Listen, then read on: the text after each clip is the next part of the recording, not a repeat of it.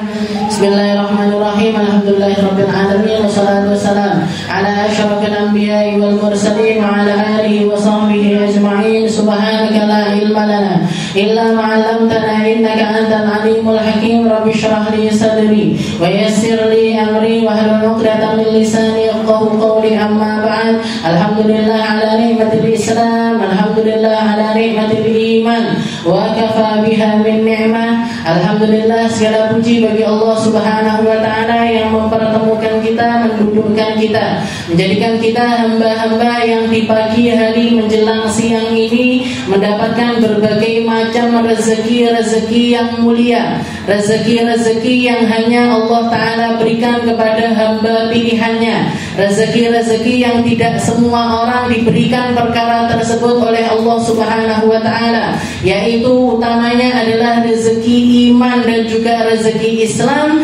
rezeki kita untuk melakukan perkara-perkara yang insya Allah menjadikan sebab Allah Subhanahu wa ta'ala meridhoi diri kita dunia akhirat, yang insya Allah mendekatkan kita kepada syafaatnya Nabi Muhammad sallallahu alaihi wasallam, yang insya Allah memantaskan kita untuk menjadi hamba-hamba yang setiap harinya semakin baik, yang setiap harinya tambah dekat, yang setiap harinya diampuni dosa-dosanya oleh Allah Subhanahu wa ta'ala, diangkat derajatnya, ditambahi kegembiraan hatinya, ditambahi porsi-porsi dalam hal kebaikan dia di dunia, sehingga di akhirat Allah Ta'ala punya banyak alasan untuk menjamu kita, untuk memprioritaskan kita, untuk memberikan kita kenikmatan-kenikmatan di surga ketika kita membawa perkara-perkara yang indah di dalam kehidupan kita.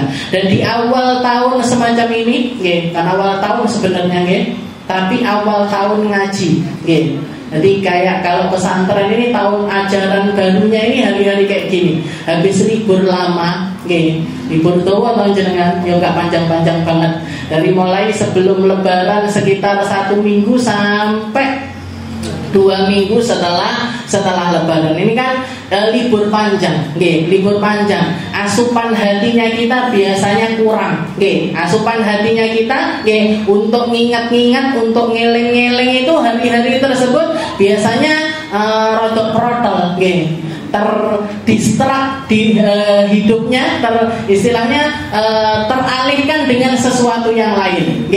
Jangan ingat sebelum lebaran bingung ngapain? Bingung boleh kelambi bodoh saja, bingung noto rodong, bingung macai rumah, bingung ini itu. Nanti setelah lebaran juga gitu, bingung ketemu tamu ini, ketemu tamu itu, ketemu sanak saudara yang ini, ketemu teman-teman yang begitu dan lain sebagainya.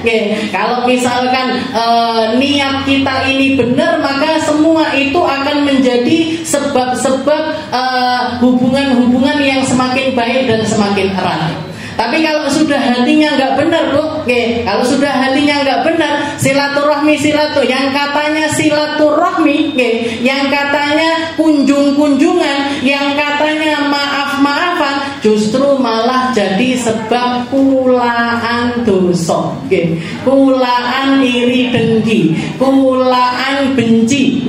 Jadi kalau sudah hatinya nggak benar, itu yang akan terjadi.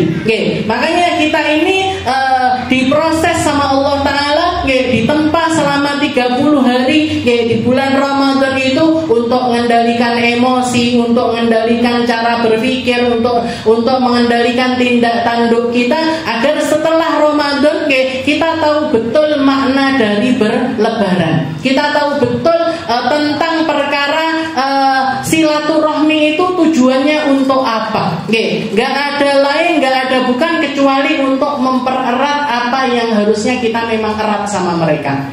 Jangan sampai tujuannya lain atau tujuannya itu salah. Delok dulure omahe tambah apik, omahku bagi yo tak apik.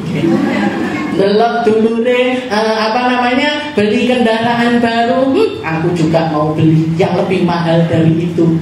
Jangan sampai, Bu. Karena kalau orang-orang yang tujuannya nggak benar, seperti ini yang terjadi. Jadi bukannya malah tambah erat, bukan bukannya tambah baik, bukannya tambah benar, tapi malah tambah jauh dari apa yang Allah Ta'ala inginkan di dalam perkara tersebut. Makanya kudu dibenakne terus. Caranya kita gimana Ustazah buat benerin? Ayo mulai dari sekarang di bulan Syawal ini, mumpung masih Syawal, dibenakne. Apa yang pertama kali kita benahi? Niat-niat kita, tujuan-tujuan hidup kita. Tujuannya jenengan hidup untuk apa? Tujuannya jenengan datang ke majelis untuk apa? Tujuannya jenengan silaturahmi untuk apa? Tujuannya jenengan bertetangga apa? Tujuannya jenengan nyekolahkan anak apa? Tujuannya jenengan bakti sama suami ini apa? Ayo dibenerin lagi. Jangan sampai tujuan-tujuan itu ujungnya adalah sebuah kesalahan. Karena kalau sudah niatnya salah, apapun yang dilakukan, sebaik apapun, seindah apapun, dipoles dengan keindahan macam apapun, kalau sudah niatnya salah, nggak ada manfaatnya sama sekali. Ayo dibenaknya. Ya Allah, saya niat di bulan Syawal ini, sampai nanti muga-muga ketemu Ramadan lagi, muga-muga panjang umur ketemu sama Ramadan lagi, bisa puasa lagi, bisa tarawih lagi. Ya Allah, saya niat selama 1 tahun penuh ini jadi orang baik. Jadi orang yang nyari Allah, yang jadi orang yang menjadikan Allah Subhanahu wa Ta'ala sebagai prioritas utama. Katanya di dalam Al-Quran dikatakan ulaikal ladzina yad'una yabtaghuna rabbuhum ayyuhum wasilah ayyuhum aqrab. Jadi Allah Ta'ala mengatakan orang-orang yang diridhoi sama Allah Ta'ala, mereka-mereka yang mendapatkan porsi, yang dapat jatah surga atau yang dapat keridhaan dari Allah Ta'ala, mereka-mereka yang di dalam dirinya itu selalu menggaungkan perkara-perkara yang baik. Yabtaghuna ila rabbihim ayyuhum aqrab. Jadi mereka yang dicari di dalam kehidupannya ini apa? Nyari dari sekian banyak wasilah-wasilah menuju Allah, dari sekian banyak jalan menuju Allah, dari sekian banyak jembatan menuju Allah Ta'ala, dia mencari mana tempat yang paling bikin dia semakin dekat. Jadi banyak orang di antara kita ini macam-macam, Bu. Jalannya menuju Allah Ta'ala ini macam-macam. Ada yang lewat jalur sabar, ada yang lewat jalur syukur, ada yang lewat jalur sholat, ada yang lewat jalur sedekah, ada yang lewat jalur ilmu, ada yang lewat jalur bakti sama suami, ada yang lewat jalur bakti sama orang tua, didik anak-anak dan lain sebagainya. Dalane dewe-dewe, jalannya jenengan ini sendiri-sendiri. Maka nggak perlu bingung sama jalannya orang, nggak perlu jenengan bandingkan hidupnya jenengan sama hidupnya orang. Nggak usah bandingkan jalan kita dengan jalannya orang. Nggak usah nelongso dengan kehidupan kita dan menganggap kalau kita ini orang yang paling merana. Semua orang ini merana. Gimana membuatnya? Jangan merana.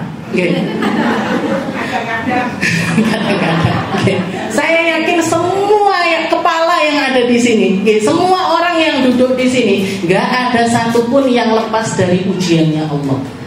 Gak ada satupun yang lepas dari ujiannya Allah. Semua dapat porsi ujian dari Allah Ta'ala. Yang paling sukses, yang paling pintar, yang paling cerdas gimana? Mereka-mereka yang menjadikan jalan itu sebagai batu pijakan, batu loncatan untuk semakin mendekatkan diri kepada Allah Subhanahu wa Ta'ala.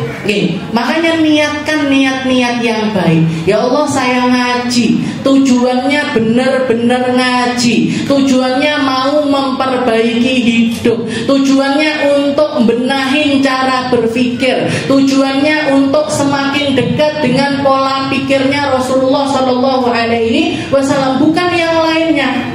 Kalau tujuannya jenengan sesuatu selain itu, jenengan lihat, gak betah duduk di sini, gak akan betah duduk di sini. Kalaupun betah, dibetah-betah nih. Setelah dibetah-betah nih, keluar gak dapat apa-apa. Makanya salah satu hadis yang selalu ada di bagian depan di setiap kitab-kitab hadis, jangan buka kitab hadis apapun, ini hadis mesti ada di paling depan. Yang diriwayatkan oleh Abi Hafs Sayyidina Umar bin Khattab radhiyallahu taala anhuma. Ya, jadi beliau mengatakan Rasulullah mengatakan lewat jadi Sayyidina Umar meriwayatkan perkataannya Nabi Muhammad yang mengatakan innamal a'malu binniyat wa innamal likulli imri'in ma nawa. Faman kanat hijratuhu ila Allah wa rasulih fa hijratuhu ila Allah wa rasulih. Wa man kanat hijratuhu lid dunya yusibuha wa imra'atin yankihuha fa hijratuhu ila ma hajara ilaih. Katanya Nabi, setiap amal itu tergantung niatnya. Maka terserah kalian itu mau niatkan amal kalian untuk apa. Barang siapa yang berangkat hijrah lillahi wa lirasuli, untuk Allah dan juga untuk Rasulnya, maka yang dia dapatkan juga Allah dan Rasulnya. Tapi kalau sudah hijrahnya dia selain untuk Allah, selain untuk Rasulnya, maka hijrahnya dia untuk perkara tersebut. Kalau tujuannya dunia, dia akan dapat dunia. Kalau tujuannya popularitas, yang dia dapat adalah popularitas. Kalau yang dia inginkan adalah perkara harta, dia akan mendapatkan harta. Kalau tujuannya untuk nyari jodoh, ini yang didapat adalah jodoh. Karena salah satu sahabatnya Nabi ada yang berangkat hijrah ke Madinah, tujuannya pengen mempersunting seorang janda perempuan yang cantik namanya Ummu Qais.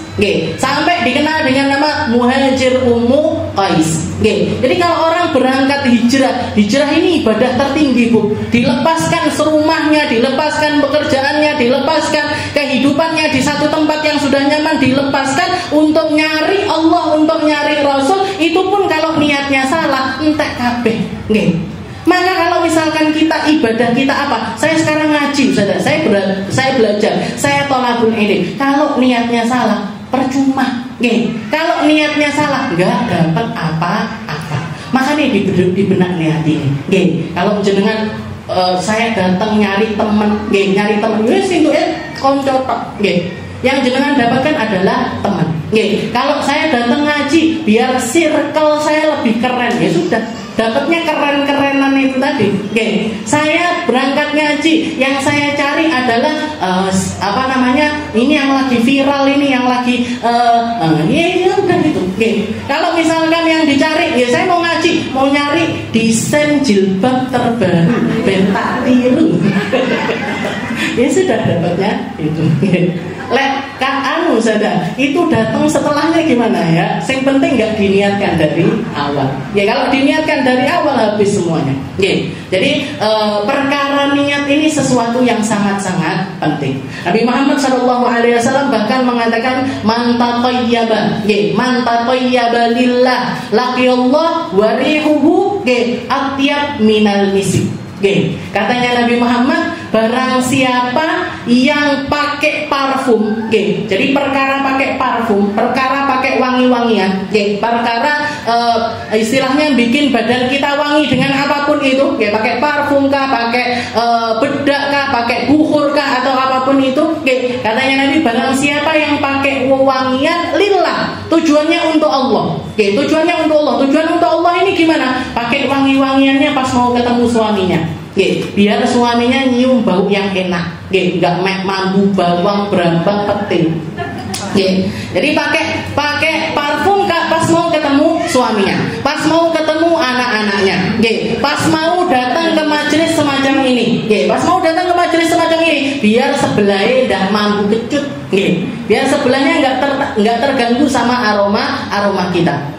Setelah itu juga mau sholat jangan pakai parfum, mukenanya diparfumi, sajadahnya diparfumi, tatayyaba lillah. Barang siapa yang pakai parfum, jadi sekedar pakai parfum aja, itu lillah, tapi tujuannya untuk Allah Ta'ala. Katanya Nabi Muhammad, laqiyallah wa rihu atyab minal misik. Dia akan ketemu Allah Ta'ala dan baunya lebih harum dibandingkan misik paling mahal sekalipun.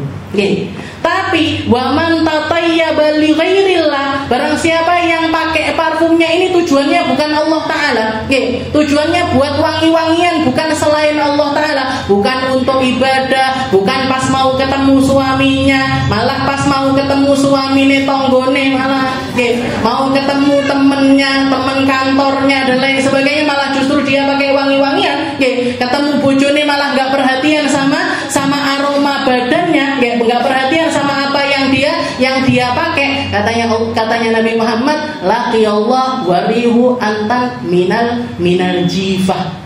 Dia ketemu Allah Ta'ala baunya lebih busuk daripada bangkai. Ini cuman tentang perkara parfum, cuman tentang perkara bau, seperti itu keadaannya. Jadi niat itu luar biasa menentukan apa yang akan terjadi setelahnya.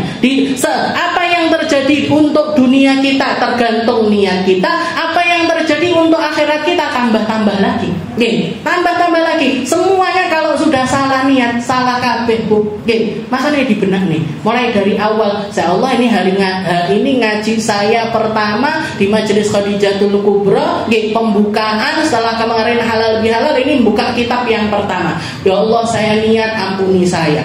Ya Allah, saya niat rahmati saya. Ya Allah, saya niat taubat sebenar-benarnya. Ya Allah, saya niat jadi orang yang lebih baik. Ya Allah, saya niat jenengkan leluhur-leluhur saya yang sudah ada di kuburan. Ya Allah, saya niat biar diridhoi sama nabimu, biar diridhoi sama Allah Ta'ala. Ya Allah, saya niat jihad fi sabilillah. Emangnya ngaji gini jihad fi sabilillah? Jihad pun jenengan. Jenengan sedang berjihad mengisi waktu dengan kebaikan di saat mayoritas orang terlena dengan sesuatu yang lain. Di saat semua orang disibukkan dengan perkara-perkara yang gak ada manfaatnya. Jangan tanyakan ibu-ibu rumah tangga yang lainnya, orang-orang yang di jam-jam semacam ini gak ada kerjaan, ngapain kira-kira mereka? Gak jauh-jauh dari scroll, gak jauh-jauh dari ngeliat TikTok, nonton drama, ngeliat film, ini itu dan lain sebagainya. Di saat orang-orang semacam itu jenengan budal ngaji, iki jenenge jihad. Jihad untuk apa? Jihad untuk memperbaiki generasi, jihad untuk ngisi kehidupan di bumi ini dengan perkara yang bermanfaat, bukan dengan perkara yang gak ada manfaatnya. Jadi niatkan, ya Allah, saya niat jihad fisabilillah. Ya Allah, saya niat, saya datang ke majelis, pandang saya, lihat saya, lihat hambamu yang hina ini, lihat hambamu yang banyak dosa ini, lihat hambamu yang penuh dengan kesalahan ini. Setelah itu rahmati saya, ampuni saya, angkat derajat saya, balikkan keadaan saya, lancarkan segala urusan saya, kasih saya perkara-perkara indah setelahnya. Minta semuanya sama Allah Ta'ala, Bu. Di tempat semacam ini doa dikabulkan. Di tempat semacam ini tumus hatinya jenengan, lurus sampai kepada Allah Subhanahu wa Ta'ala. Di saat semacam ini para malaikat membentangkan sayapnya, ridho bima yatlub, karena ridho dengan apa yang sedang kita kerjakan. Jangan disia-siakan momennya, jangan disia-siakan keadaan kita yang semacam ini. Cari Allah Ta'ala dengan kesungguhan, cari ridhonya Allah Ta'ala dengan penuh keseriusan. Karena hidup kita terbatas. Kayak Ustazah Fatimah tadi bilang, antara jam 8 sampai jam 4. Cuman antara jam 8 pagi sampai jam 4 sore. Sekelas Nabiullah Nuh yang dikasih sama Allah Ta'ala umur lebih dari 900 tahun, ditanya sama para nabi yang lainnya, kamu kalau melihat umurmu ini kayak gimana? Katanya beliau, kayak masuk dari satu pintu, keluar dari pintu yang lain. Ini Nabiullah Nuh umurnya 1000 tahun lebih. Katanya kalau mengibaratkan dunia, kayak orang masuk pintu, keluar dari pintu yang lain. Lah terus apa kabar kita yang umurnya cuma 60-70 tahun? Lah enek bonus lebih dari 70, itu berarti bonusnya sudah banyak. Berarti bonusnya sudah banyak.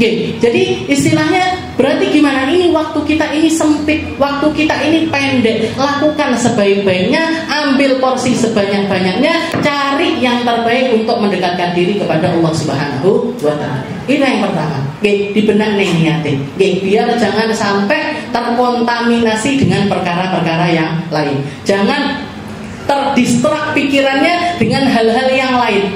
Fokusnya itu loh harus diluruskan terus. Engko rada miring dilurus nene. Miring titik dilurus nene. Miring terbawa arus Ustazah. Wong-wong bakso melok bakso. Terbawa arus Ustazah, wong melok ngopi melok ngopi. Bukan cuma jenengan ini yang ngomong juga sama. Bahkan buka warung kopi. Nah, jadi yang pertama, dibenak nih niatin, tujuannya dibenerin. Apapun yang kita lakoni di dalam kehidupan kita dibenerin. Nanti lupa dibenerin lagi, lupa lagi dibenerin lagi. Terus seperti itu. Kita gampangnya itu kita hidup ini kulaan. Kulaan sesuatu agar dapat targetnya itu sehingga alasan Allah Ta'ala untuk menyelamatkan kita itu besar. Kulaan, jangan datang ke sini kulaan. Kulaan apa? Kulaan rasa, kulaan cinta, kulaan dekat, kulaan rasa takut kepada Allah Ta'ala, kulaan rasa berharap kepada Allah Subhanahu Wa Ta'ala. Dengan harapan itu, rasa itu, kita tabung, kayak jenengan kalau mau nabung haji, biaya haji misalkan 70 juta, jenengan nabung 500.000, 1 juta, 2 juta, sampai nyampe target, nyampe target 70 juta berangkat. Berangkat budal, berangkat haji. Begitu juga kayak kita hidup. Kita ini yang harus punya di dalam hidup ini apa? Kesabaran. Berarti gimana caranya? Kulaan sabar. Kulaan sabar lewat apa? Lewat Al-Qur'annya Allah, lewat hadisnya Nabi, lewat hikmah-hikmah yang ada di sekitaran kita. Ketemu sama orang sabar ini, ketemu sama orang sabar ini, ketemu sama orang yang baik ini, ketemu sama jenengan kulaan sabarnya. Ya Allah, wong kuwi kok iso sabar koyo ngono. Orang itu kok bisa baik kayak gitu. Orang itu kok bisa kulaan jenengan titik sampai nyampe targetnya jadi orang sabar. Jangan kulaan takut sama Allah Ta'ala. Karena biasanya orang rasa takut kepada Allah Ta'ala ini kan naik turun. Sesuai kondisi dan situasi, sesuai dengan lingkungan kita, sesuai dengan lingkungan kita. Saya banyak ketemu, ibu-ibu di majelis jilbabnya sampai positif, nanti di pantai lain cerita, di kolam renang lain cerita lagi. Pokoknya jangan sampai bikininan lah Bu, pokoknya. Masih yang penting masih nutup aurat silahkan. Tapi biasanya seperti itu. Ketemu ngambek gurune rapi sekali sampai saya nggak mengenali. Nanti ketemu di tempat lain beda lagi ceritanya. Berarti apa? Rasa takutnya sama Allah Ta'ala, SK-nya berlaku, syarat dan ketentuan berlaku. Ya Allah, lek pantai yang ngene lah. Ya kalau di tempat hiburan ya gini lah bajunya. Kalau lagi kondangan ya lain lagi lah. Ya Allah, masuk bodoh kabeh. Nah, ini kan berarti kita ini kan kayak gitu kan masihan sama Allah Ta'ala. Maka berarti apa? Itulah ini. Cari rasa takut itu lewat perkara-perkara yang baik, lewat Al-Quran. Pengharapan juga seperti itu. Ya Allah ini dekat apa jauh? Ini kayak kegalauannya para sahabat. Para sahabat itu kalau galau langsung nanya sama Allah, sama Nabi Muhammad. Ya Rasul, abaidun rabbuna faunadi am qaribun faunaji. Katanya sahabat tersebut, ya Rasul, Tuhan saya ini jauh sehingga saya perlu untuk teriak-teriak memanggilnya, atau dekat sehingga saya cukup berbisik untuk menyebut namanya. Maka langsung turun ayat, wa idza sa'alaka ibadi anni fa inni qarib ujibu da'watad da' idza da'ani falyastajibu li wal yu'minu bi la'allahum yarshudun. Katanya Allah Ta'ala, kalau ada orang nanya sama kamu, wahai Muhammad, aku ini jauh atau dekat, katakan aku dekat. Dekat, bukan cuma dekat, sangat-sangat dekat. Katakan kepada mereka, saya itu dekat. Uji budak watadan, setiap dari kalian ketika berdoa saya akan mengabulkan doanya. Jangan khawatir nggak dikabulkan doanya sama Allah Ta'ala, Bu. Seburuk apapun lisan kita, sebejat apapun omongan kita, serusuh apapun kalimat-kalimat yang pernah keluar dari lisan kita, tapi kalau kita doa kepada Allah, nggak mungkin Allah Ta'ala nggak mengijabahi doa kita. Falyastajibuli, katanya Allah Ta'ala, silahkan berdoa semaumu. Silahkan silahkan kalian berdoa, saya akan mengabulkan doa-doa kalian. Jadi setiap orang yang berdoa pasti akan dikabul sama. Jadi kulaannya di tempat-tempat seperti itu nanti bakalan nambah pengharapan kita sama Allah Ta'ala. Ya Allah, saya buruk, apa pantes ning surga? Pantes.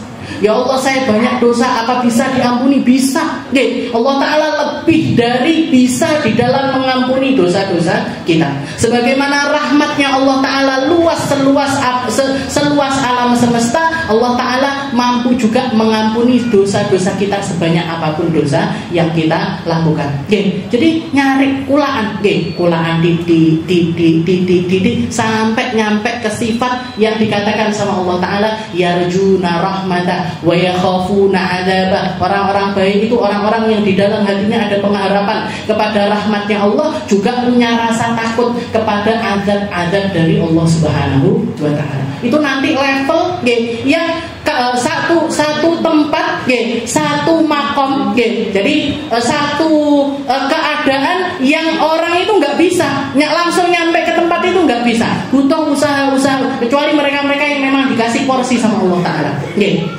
Kasih porsi sama Allah Ta'ala itu lain ceritanya, para nabi, para rasul. Tapi mayoritas manusia seperti itu. Titik, kulaan titik sampai nyampe target. Nah, nanti ketika ada di makom tersebut, kita akan bisa melakukan perkara-perkara seperti yang Allah Subhanahu wa Ta'ala inginkan. Ketika kena musibah atau kena cobaan, hantaman yang begitu besar, ketika porsi sabarnya kita ini sudah mencapai levelnya, kita akan bisa bersabar di saat tersebut.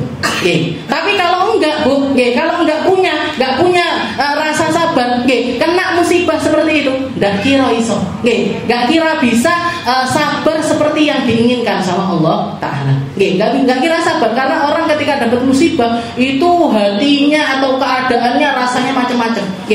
Mau misalkan anaknya meninggal atau suaminya diambil sama Allah Ta'ala, mau keluar kalimat alhamdulillah itu sulit. Anakku mati, masuk aku alhamdulillah. Saya gak dapat cobaan kayak gini, saya diperlakukan buruk sama Allah Ta'ala, masa yang keluar dari lisan saya alhamdulillah? Yang bisa ngucap kayak gitu berarti level sabarnya ini sudah nyampe, kuota sabarnya ini sudah nyampe. Kuota sabarnya sudah nyampe. Kenapa? Karena kulaannya dowo. Tapi kalau kita nggak pernah belajar sabar, nggak pernah belajar nahan emosi, nggak pernah belajar untuk melakukan perkara-perkara yang baik, kena musibah dikit nggak akan bisa sabar. Nggak akan bisa sabar. Ini yang pertama, niatnya dibenahi. Setelah itu yang kedua, untuk nata hari-hari kita setelah Ramadan semacam ini, perhatikan keadaan hati kita. Gak usah bingung sama hatinya orang, gak usah bingung sama hidupnya orang. Jenengan perhatikan hati masing-masing, dijaga hatinya. Dijaga hati, karena hati ini tempat yang tempat pandangannya Allah. Tempat Allah Ta'ala melihat kita ini di dalam hati kita. Ketika hati kita ini nggak benar, ya sudah, nggak benar juga anggota yang lainnya. Kalau guru saya mengatakan hati itu kayak teko, kayak isinya teko. Kayak isinya teko. Apa yang kita masukkan ke situ, itu ketika kita tuangkan, anggota tubuh kita yang kena tuangan dari isi hati itu tadi, bakalan kena dampak, kena efek sesuai dengan isi teko tersebut. Kalau kita ngisi teko itu pakai susu, nggak kira yang keluar air comberan, nggak kira. Kalau kita ngisinya air putih, nggak mungkin yang keluar itu kopi. Kalau kita ngisinya itu air yang bersih, nggak mungkin yang keluar itu air kotor. Maka ketika hati kita bersih, hati kita benerin terus, hati kita bersihkan dari perkara-perkara yang mengganggu, maka semua yang keluar darinya akan baik. Jenengan akan bisa mikir baik kalau hatinya bersih. Jenengan akan bisa dengarkan perkara yang baik kalau hatinya bersih. Jenengan akan bisa mandang sesuatu dengan baik kalau hatinya bersih. Melangkah ke tempat yang baik, ngomong yang baik, itu semuanya akan terjadi ketika kita dikasih sama Allah Ta'ala hati yang bersih. Makanya dibenahi hati. Dan masalah utama di dalam hati seseorang yang akan merusak segalanya adalah sebuah kebencian. Kalau jenengan masih punya kebencian sama seseorang, benci sama orang, benci sama siapapun itu, ini yang keluar dari hati kita ini nggak bisa bagus. Jenengan sholat nggak kira bisa khusyuk, jenengan dongo nggak kira bisa bener dongone. Jenengan melangkah kemanapun, kalau di dalam hatinya penuh kebencian, masih ada banyak kekhawatiran yang akan terjadi. Kayak misalkan mau ngaji, saya pegel karo wong, aku gak melok ngaji nang kono enek wong kuwi. Nggih, saya enggak mau ngaji di sana enek wong kuwi. Nah, dia mempersempit lingkup hidupnya sendiri. Gara-gara apa? Gara-gara hatinya yang enggak benar. Nggih. Setelah itu yang ketiga apa? Jenengan niatkan hidup menghabiskan hidup ini dengan ketakwaan kepada Allah Ta'ala. Ya Allah, saya hidup mulai dari sekarang sesuai dengan aturan-Mu ya Allah. Jangan nyuruh saya nutup aurat, saya nutup aurat. Jangan nyuruh saya ngomong yang baik, saya ngomong baik. Jangan nyuruh saya puasa, saya puasa. Jangan suruh saya sedekah ya Allah.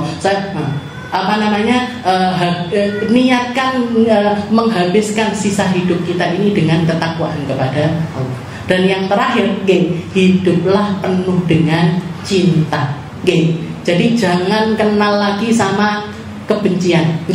Masukkan di dalam hati kita ini kecintaan. Kecintaan kepada siapa? Kecintaan kepada Allah, kecintaan kepada Rasulullah, kecintaan kepada semua alasan yang mendekatkan kita kepada Allah dan juga Rasulnya. Dekati orang-orang baik, dekati orang-orang soleh, dekati orang-orang alim, dekati para ahli Quran, dekati orang-orang yang hidupnya ini dikasih sama Allah Ta'ala porsi-porsi untuk selamat di akhirat. Dan dikasih porsi-porsi untuk selamat di akhirat. Dekati orang-orang tersebut, mugi-mugi kita nanti diselamatkan sama Allah Ta'ala di dunia sampai akhirat. Jadi modalnya modal cinta. Meskipun belum bisa kayak mereka, meskipun belum bisa seperti orang-orang tersebut. Saya kebetulan kemarin itu ziarah hari Ahad kemarin saya ziarah, termasuk diantaranya gurunya abah saya, ya teman ya guru, Habib Mustafa Bakbun yang ada di Pelem sana, itu beliau sudah sepuh sekali, nggak sudah ngeringkuk di kamar, sudah nggak bisa ngapa-ngapain, tapi setiap kali kita datang tangannya beliau begini sambil mengatakan Allah.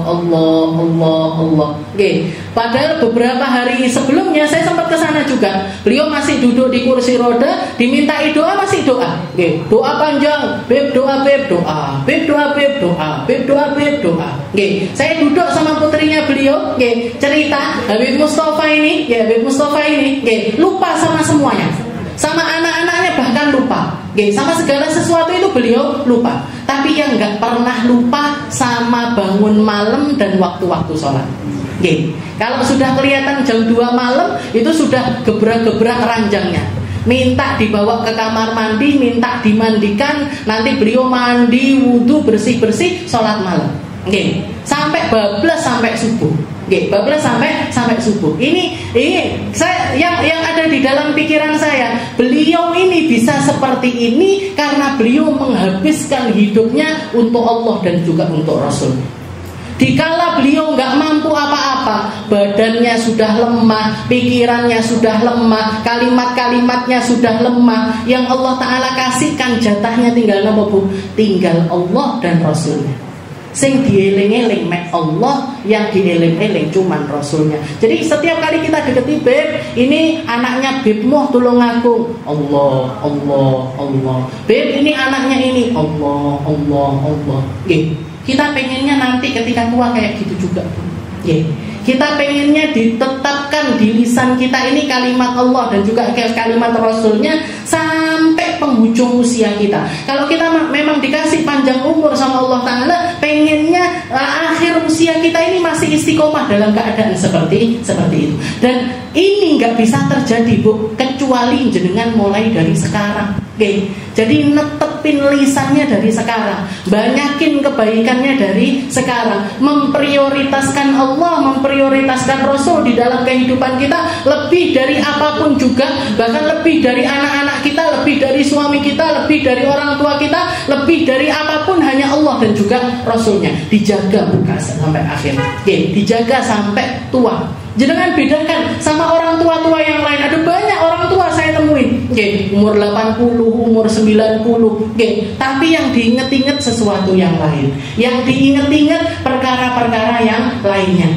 Gak inget, istilahnya gak seperti beliau, gak seperti beliau. Saya juga dapat kisah ada orang sepuh sekali di daerah Pontianak sana, namanya Hubabah Anisa, usianya mungkin 100 sekian tahun. usianya 100 sekian tahun. Itu sampai umur 100 tahun itu Bu, itu khatam Al-Quran setiap 3 hari sekali. Berarti sehari kan 10 juz. 3 hari sekali khatam Al-Quran. Saya yakin itu khatamnya Al-Quran bukan cuma ketika beliau tua, tapi mulai dari muda beliau muamalahnya sama Al-Quran mesti luar biasa. Ketika salah satu guru saya nanya, Saudara Lima sempat nanya sama Hubabah Anissa, Hubabah, antum ini kok bisa jadi orang yang semacam ini, dikasih Allah Ta'ala usia yang panjang, di dalam ketaatan kepadanya, di dalam ketaatan, di dalam kebaikan, dikasih anak-anak yang baik-baik, dikasih cucu-cucu yang baik. Ini apa tipsnya Hubabah? Yang jenengan amalkan, amalan yang jenengan ini apa Hubabah? Katanya beliau cerita, saya itu sudah tua, dan kalau malam itu jarang bisa tidur, jarang bisa tidur, dan yang pasti katanya beliau, setiap kali saya bangun malam, nanti saya selalu nyempetkan sholat witir 11 rakaat, sholat witir 11 rakaat. Dan 11 rakaat itu bukan dilakukan cepet-cepet selesai, enggak. Tapi beliau 2 rakaat, mandek, salam, istirahat, dongo banyak sekali. Dan di setiap 2 rakaat itu di dalam doa saya selalu menyebutkan anak cucu keluarga saya satu persatu. Nanti dulure misalkan 5 orang, ya Allah ampuni saudaraku yang ini, kayak saya misalkan, ya Allah ampuni kakak saya Nisma, ya Allah ampuni adik saya Khadijah, ampuni adik saya Segan, ampuni adik saya Lutfia, ya Allah ampuni ibu saya Mahmuda, ya Allah ampuni bapak saya Muhammad, ya Allah ampuni ponakan-ponakan saya Zain, Zainab, Fatimah, Muhammad, Halimah, dan yang sebentar lagi mau launching. Jadi istilahnya didoakan satu persatu. Nambah anggota ditambahi doanya. Nambah anggota ditambahi doanya. Nambah menantu, punya mantu baru, punya ini baru ditambahi. Jadi setiap 2 rakaat beliau doa dulu. Ya Allah ampuni ini. Yang kalau ada yang punya masalah, ya Allah yang punya utang, misalkan anaknya yang ini punya utang banyak, ya Allah bantu dia biar utangnya cepat-cepat lunas. Yang ini belum punya rumah, ya Allah kasih dia bisa beli rumah. Yang ini belum punya kerjaan, ya Allah bantu. Yang masih sekolah bantu. Ngoten niku. Setiap 2 rakaat nanti sholat lagi 2 rakaat. Tungoneh sebut lagi satu-satu. 2 rakaat lagi disebutkan lagi satu-satu sampai 11 rakaat. Saya ingat nenek saya juga seperti itu Bu. Nenek saya Hajah Maimunah namanya. Hajah Maimunah bintu Rahmat. Beliau itu sehari di usia mudanya, di usia tuanya nggak ngapa-ngapain, jadi dihabiskan buat ngaji.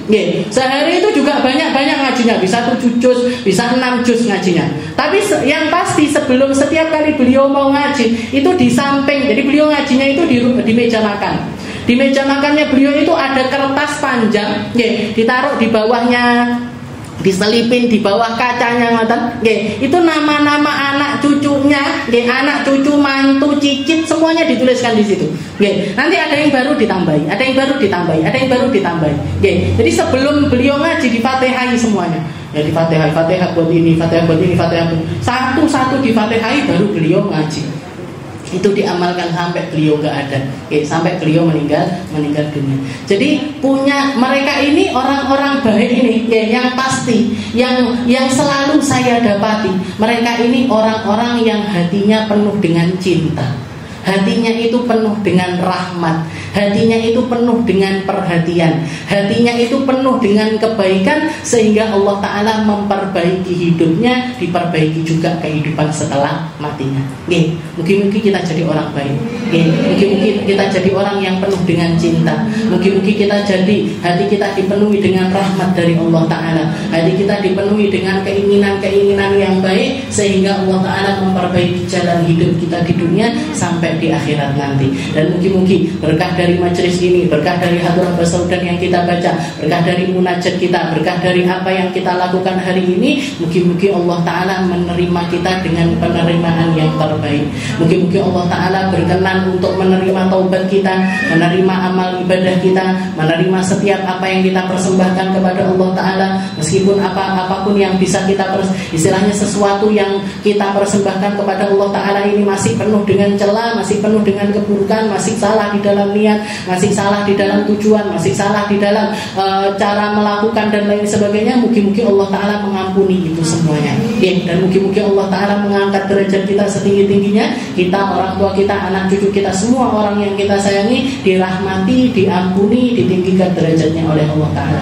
Ala hadhihi niyah wa ala kulli niyatin salihah wa ila hadratin Nabi Muhammad sallallahu alaihi wasallam bisirril Fatihah.